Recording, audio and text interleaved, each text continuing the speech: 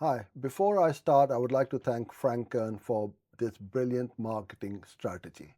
Ever feel like you're throwing money away on ads?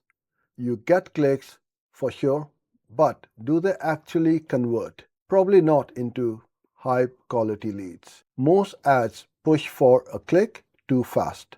Users click out of curiosity, land on your site, get overwhelmed, and bounce. That's a premature click and it's costing you a fortune. What if I told you there's an ad strategy that sounds completely insane but is crushing it right now? And it's all about unclickable ads. Yes, you heard that right. We're talking about showing deliberately terrible, low production videos to complete strangers. Think quick phone videos about niche topics like AI copywriting or AI marketing hacks. No fancy edits, no big asks. The magic? They're unclickable. Viewers are forced to stay and consume the value. If someone watches a 2-minute video on advanced prompts for ChatGPT, they're not just curious, they're genuinely interested. That sustained attention is your ultimate filter. These videos become your digital bouncers, letting only the most qualified people through.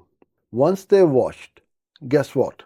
We retarget them, but not with the sales pitch.